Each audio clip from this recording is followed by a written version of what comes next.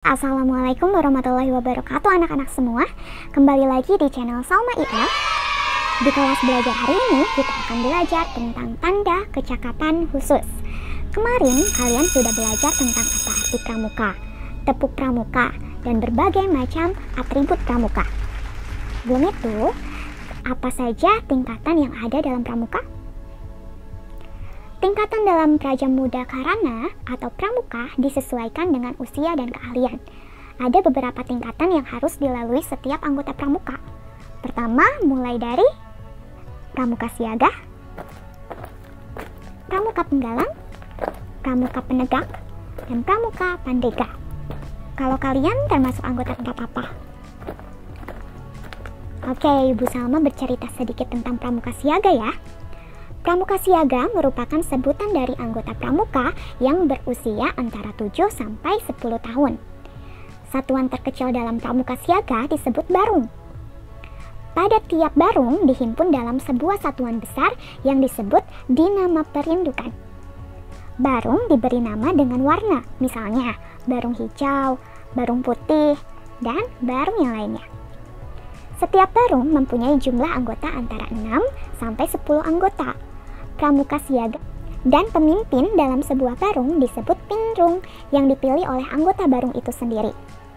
Setiap ketua barung dapat memilih siapa saja dari satu orang dari semua barung yang ada untuk menjadi pemimpin barung utama atau disebut sulung. Nah anak-anak, kalian tahu tidak kalau misalkan kalian sudah menjadi anggota pramuka, kalian bisa mendapatkan tanda kecakapan khusus dan tanda kecakapan umum. Nah sekarang ada dua pembedanya antara tanda kecakapan umum dan tanda kecakapan khusus. Pertama kita bahas tanda kecakapan umum. Untuk mendapatkan tanda kecakapan umum, kalian harus menjadi anggota pramuka terlebih dahulu.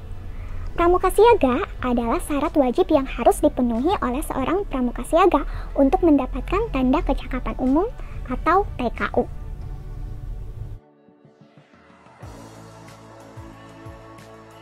TKK atau tanda kecakapan khusus didapatkan jika kalian sudah memenuhi syarat-syarat tertentu, yaitu syarat kecakapan khusus atau SKK. Syarat kecakapan khusus adalah syarat yang harus atau wajib dipenuhi oleh seorang pramuka siaga untuk mendapat tanda kecakapan khusus atau TKK. Tanda kecakapan khusus TKK dalam kepramukaan adalah tanda yang diberikan kepada anggota pramuka atau peserta didik sebagai bentuk apresiasi atas skill atau kemampuan seseorang anggota pramuka dalam suatu bidang tertentu. Bentuk dari tanda kecakapan khusus TKK pramuka berbentuk berbeda dalam setiap tingkatan. Contohnya ini adalah tingkatan pramuka penggalang, ada 3 tingkatan, yaitu dengan bentuk yang berbeda. Pertama, ada penggalang tingkat purwa, lalu ada penggalang tingkat madya, dan yang ketiga adalah penggalang tingkat utama. Mempunyai 3 bentuk yang berbeda. Lalu, bagaimana dengan bentuk siaga? Untuk tanda kecakapan khusus TKK pramuka siaga, hanya 1 bentuknya, yaitu bentuk segitiga saja.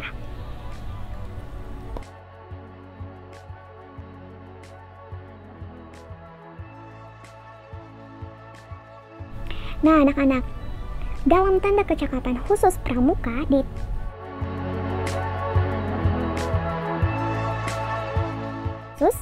memiliki 5 bidang yang mempunyai warna khusus. Warna merah yaitu bidang patriotisme dan seni budaya, warna kuning bidang agama, warna putih bidang ketangkasan dan kesehatan, warna hijau bidang keterampilan dan teknik pembangunan, dan warna biru adalah di bidang sosial.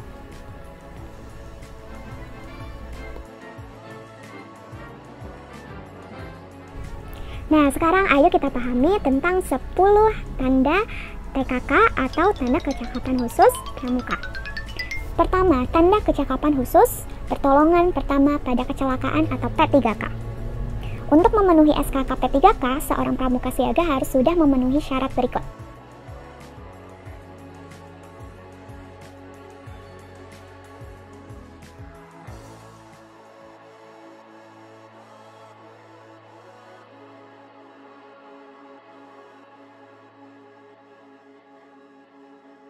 Kedua adalah tanda kecakapan khusus pengatur rumah.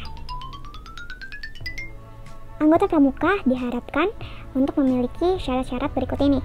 Salah satunya adalah dapat mengatur dan menempatkan alat-alat rumah tangga, dapat menyusun gambar menjadi hiasan dekorasi suatu ruangan, dan dapat mengatur menyiapkan meja makan. Yang ketiga adalah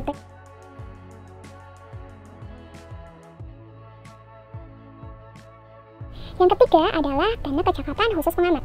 Di sini anggota pramuka harus dilatih bagaimana mengamati sesuatu. Salah satunya adalah dapat menggunakan panca inderanya untuk mengenal dan mengingat sedikitnya 7 dari 10 macam benda, lalu dapat mengikuti jejak sejauh 1 kilometer, lalu mengetahui dan mencatat cara dan kebiasaan hidup dari satu jenis binatang yang terdapat di sekitarnya, dan mengetahui nama dan mengenal macam tumbuh. Yang keempat ada tanda kecakapan khusus juru masak.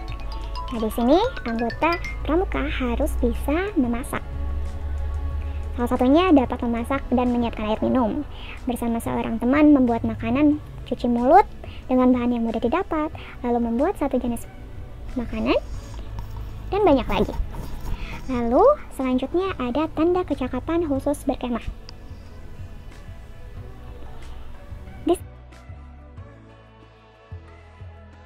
Di sini, anggota pramuka harus dapat sedikitnya sudah 3 kali mengikuti perkemahan, lalu mengerti dan dapat memahami bagaimana cara berkemah.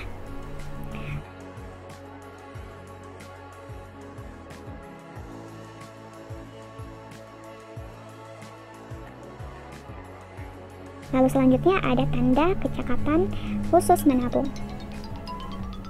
Salah satu syaratnya, anggota pramuka harus memiliki buku tabanas atau buku tabungan pramuka, dapat menabung uang secara teratur, dan dapat dengan hafal menyanyikan lagu Mari Menabung ciptaan Imam Soetiono.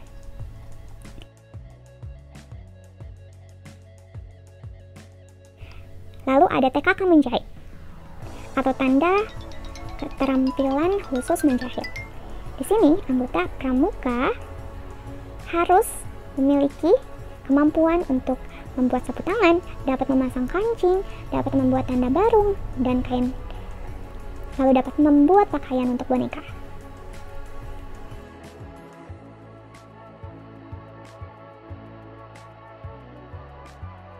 Lalu ada tanda kecakapan khusus juru kebun. Nah, ini berhubungan dengan tumbuhan, berhubungan dengan sumber daya alam. Salah satunya yaitu dapat mengenal sedikit 2 jenis tanaman buah-buahan dan 2 jenis tanaman sayur-sayuran, lalu dapat mempergunakan kompos dan telah menanam dan memelihara tanaman.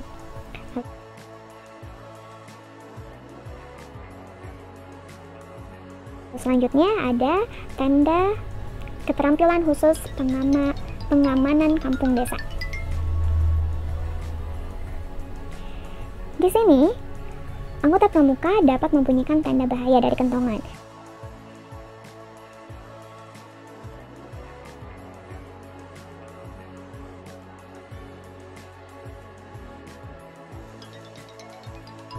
Lalu ada tanda kecakapan khusus gerak jalan. Di sini anggota pramuka harus dapat memenuhi syarat, yaitu mengenal cara dan telah melakukan dengan baik sikap berdiri dan berjalan, mengerti cara mencegah dan merawat lumpuh di kaki, dan pernah mengikuti gerak jalan.